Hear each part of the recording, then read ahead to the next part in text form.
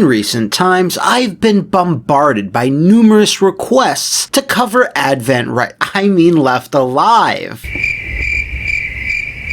Left Alive! You know that, Square Enix game? Released last year? That Front Mission spin-off that doesn't have anything to do with Front Mission? Okay, the game with this cover that tried to fool you into thinking it's Metal Gear Solid.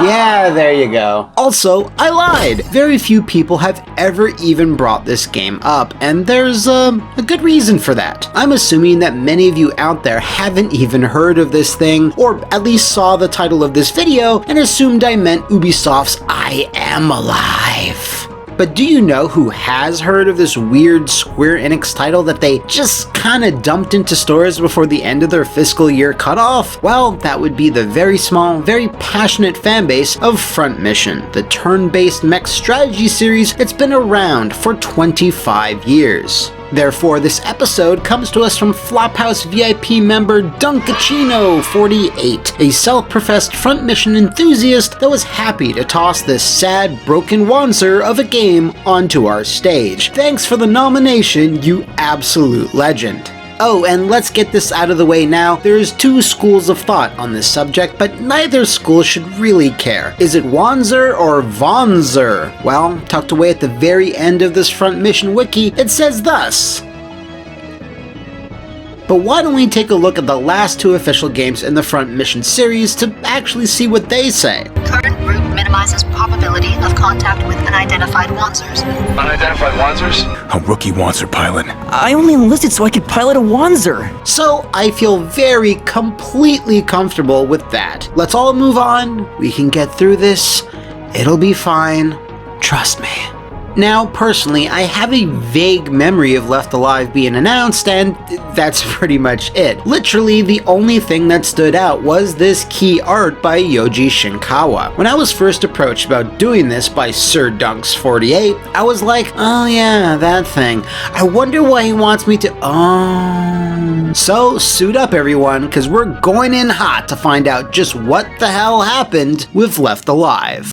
Now, Front Mission never made itself the most available franchise in the world, as it only made its way to the West by the time it got to its third numbered entry, and then it would go back to skipping titles, one here, one there. Oh, I guess you can have this one, not Japan. And in Europe, it was even worse, with only 2 titles ever making the leap. Geez, how very Square Enix of you, Square Enix. After a couple of years of this nonsense, the Square ones decided to make their big play, to try and make the franchise into more of a thing, which all culminated in Front Mission Evolved. Now, since this was released in 2010, guess what? Their way of making it into a thing was to dumb the game down to a third-person shooter, as Westerners hate all that pesky strategy stuff. Much like, say, your Bionic Commandos, Operation Raccoon Cities, or your Lost Planets, if you want the West to buy it, you gotta get the West to make it. And Double Helix were the ones tasked with this unlikely prospect. It obviously took Gears as an influence, but they thankfully did implement lots of explosive Wanzer sections. It was all competently made, but it didn't stand out amongst a glut of similar looking titles at the time. And woof, neither reviewers nor hardcore Front Mission fans appreciated the switch in, everything. Evolved was then relegated to be a spin-off. Double Helix went on to make Killer Instinct. I'm fucking crying. And the Front Mission franchise stayed out of the game industry war zone for close to a decade. It was 2017 and all was quiet on the Front Mission front.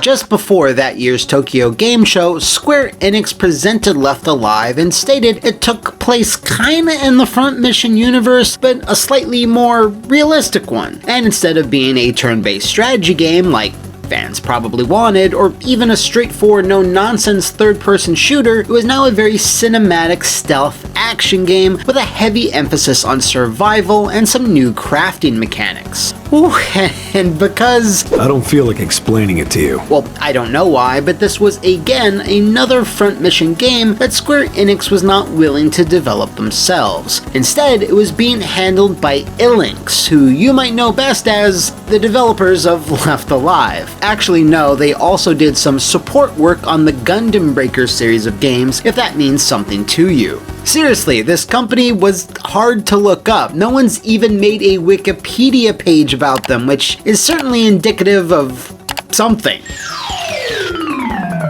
I bet this all seems very confusing. If you're completely changing everything about a franchise, like everything, why even have it connected at all? It's not like this was some little handheld spin-off to fill in some time before a big console entry. This was the big console entry. It was a PC and PS4 title, and of course, this was the first new game in the series in almost 10 years. The man behind all these decisions was Toshifubi Nabeshima, who we will speak of later. Oh yes, we will. But it's in an interview with Metal Gear artist Yoji Shinkawa where some light was shed on the project. Even prior to discussing specifics, he, Nabeshima, had reached out to me about designing characters for a new game in the works, set in the Front Mission universe. When I actually got to speak with them, I thought this would be a Front Mission, but the game turned out to be different from what I had imagined, so I was very surprised. Later on in the same interview, he would say, "I just assumed it would be a robot game with everything revolving around mechs, but I was told it would be a game where players would control characters, and I realized humans would be combating Wanzers, so I decided to consider giving them a power suit or a guard suit. It then turned out that they were taking a completely different direction from that."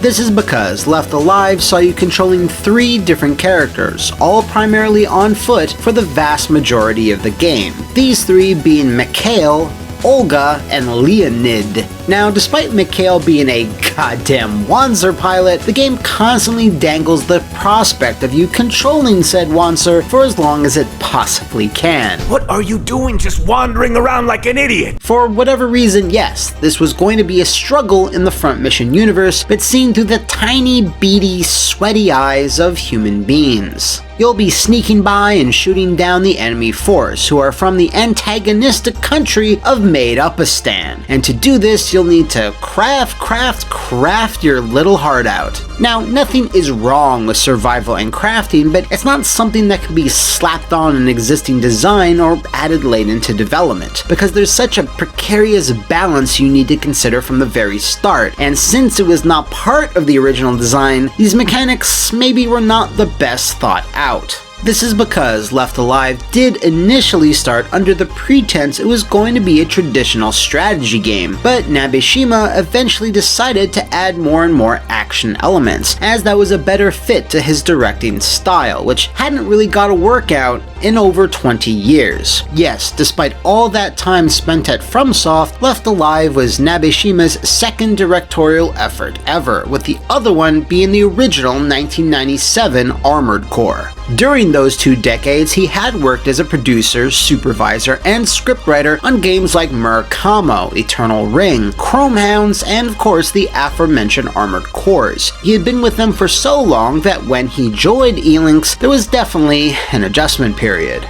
The biggest difference had to be the environment, because I'm working at a different company. Now, considering the game is being developed in that different environment with a different staff, and considering it's a new title, even if it inherits certain aspects from Front Mission, I think it was most challenging to share a common understanding for what this game was setting out to achieve with the staff. This is my first project since transitioning to a new company, so honestly speaking, there are many challenges faced along the way.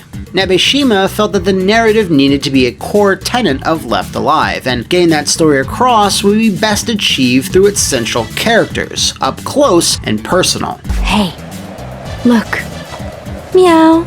We discussed how it would be better to craft a story that had some sense of reality. We also thought a story in which various characters get entangled in a greater evil force, such as conspiracies between countries, felt like something in the vein of Front Mission. So I was conscious about ensuring the game would turn out that way. More challengers were in store for Shinkawa, who was initially hired to design the 3 protags, but found the process a little trying when it came to our plucky hero, Mikhail. He was originally going to be a gruffer middle-aged character until it was decided he was going to be a young idealist. Shocker there. And as his dialogue was constantly being rewritten, Shinkawa had to keep up. When I was requested to design a handsome guy, I really contemplated the design. I think I ended up redrawing Mikhail the most. He gradually appeared more honest and earnest, so I continued to adjust his appearance. This main character reportedly went through 4 different phases of design whilst in the middle of production. Since all these aspects were constantly being changed, it probably didn't leave a lot of time to polish Left Alive, especially when it came to the gameplay, which is pretty disastrous when you consider the survival aspect we touched upon before. This might also be the reason why there's so few instances where you control the main thing Front Mission is known for. Double Helix's game, for all of its efforts, at least provided the sizzle to the steak. And just like that, 2 years after its initial announcement, Left Alive was released with a whimper just under the wire of Square's fiscal year cutoff, and was epically shat on by the critical media. IGN proudly declared it was a failure on every level, citing stiff controls, poor AI, lots of bugs, and a fundamental misunderstanding of survival mechanics, a sentiment shared by many other outlets. Finally, Ben Yahtzee Croshaw pegged it as his second worst game of 2019, which probably did it no favors.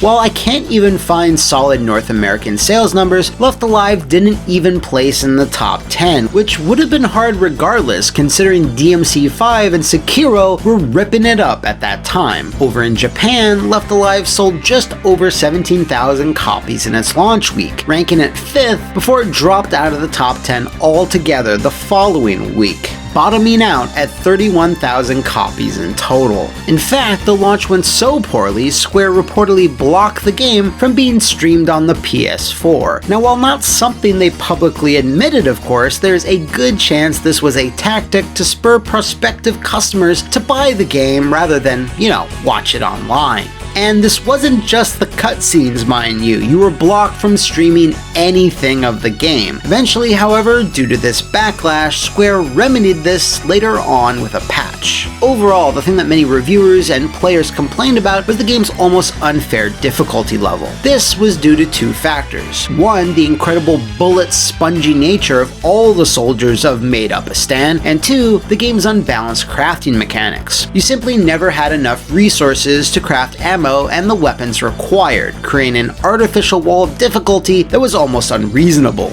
This became such an issue that it spurred Square and Elinx to issue another patch to fix it. Casual mode was added, which increased your base attack power and ammo limit and decreased both enemy attack power and health. They also added the ability to do headshots. Yes, in the base game, if you shot an enemy multiple times in the dome, it wouldn't even guarantee you a kill. However, the best, most unintentionally funny change was to the Wansers. More Wanser durability. Player control mechs can take more of a beating so you can stay in them longer. Oh, that's a great idea, but do you know what would be better? Put more mechs in your mech game! Now, while the patch came a few weeks later, the DLC that did ship with the game is a tad more infamous. World of Tanks had a co-marketing deal with Square at this time, so everywhere, on buildings, benches, the game hawked World of Tanks. Now, you could turn these ads off in the options, but that'll result in really plain looking textures that made a lot of the game world feel